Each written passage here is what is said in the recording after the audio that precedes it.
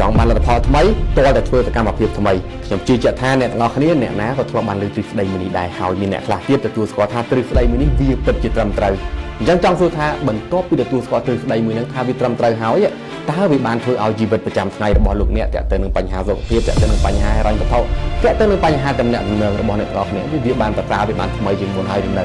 មិននិយាយចំពោះអ្នកដែលមិនធ្លាប់ឮមិនធ្លាប់ជួបឬក៏អ្នកដែលធ្លាប់ឮហើយធ្លាប់ជួបហើយតែមិនទទួលស្គាល់ជីវិតរបស់ពួកគាត់អត់មានអីផ្លាស់ប្ដូរវាអត់មានអីចម្លែកទេសួរចំពោះអ្នកដែលទទួលស្គាល់ថាទ្រឹស្ដីមួយនឹងវាត្រឹមត្រូវហើយតែលទ្ធផលនៅតែដដែលសួរថាហេតុអីវិញហ្នឹងខ្ញុំច្បាស់ណាស់ថាបើសិនជាលទ្ធផលរបស់អ្នកទាំងអស់នេះនៅតែដដែលបានន័យថាអ្នកទាំងអស់នេះគ្រាន់តែទទួលស្គាល់វាទុកក្នុងចិត្តទទួលស្គាល់វាយកគួរតែប៉ុណ្ណោះអ្នកទាំងអស់នេះអត់បានឲ្យតម្លៃពីវាទេក្នុងករណីមួយទៀតមានបងប្អូនយើងមួយចំនួនគាត់បានទទួលស្គាល់ថាវាត្រឹមត្រូវគាត់បានទុកថ្មីហើយធ្វើទៅតាមទុកថ្មីហើយប៉ុន្តែលទ្ធផលរបស់គាត់នៅតែដដែលអានោះគឺថាហេតុអីវិញដែរអញ្ចឹងបានន័យថាអាថ្មីរបស់ពួកគាត់គឺជារឿងចាស់ដែលគាត់ធ្វើថា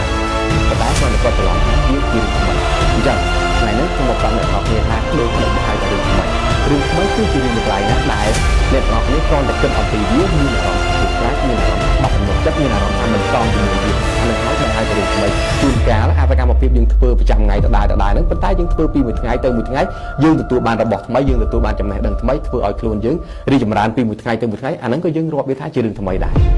មានរឿងខ្លះទៀតយើងធ្វើវាទោះជាលើកទី1ក៏ដោយប៉ុន្តែអ្នកទាំងអស់គ្នាធ្វើវាទៅអត់មានភាពភ័យខ្លាចមានទំនុកចិត្តអ្នកទាំងអស់គ្នាធ្វើហើយអត់មានបានទទួលបានចំណេះដឹងខ្លួនអ្នកទាំងអស់គ្នាអត់មានបានផ្លាយអាហ្នឹងក៏អត់រាប់ថារឿងថ្មីដែររឿងថ្មីឬក៏រឿងចាស់មិនរាប់ទៅលើរឿងដែលអ្នកធ្លាប់ធ្វើឬក៏មិនធ្លាប់ធ្វើទេប៉ុន្តែរឿងថ្មីគឺសំដៅទៅលើរឿងយ៉ាងណាដែលអ្នកធ្វើវាទៅមានអារម្មណ៍ភ័យខ្លាចបាត់ទំនុកចិត្តពីវាអញ្ចឹងចង់បានលទ្ធផលថ្មីតើតែធ្វើសកម្មភាពថ្មីសកម្មភាពថ្មីគឺសកម្មភាពទាំងឡាយណាដែលអ្នកទាំងអស់គ្នាមានអារម្មណ៍ភ័យខ្លាចបាត់ទំនុកចិត្តមានអារម្មណ៍ថាមិនសមជាមួយវាចុះសួរថាអ្នកទាំងអស់គ្នានឹងមានរឿងភ័យខ្លាចក្នុងចិត្តអត់ទៅធ្វើវាឥឡូវ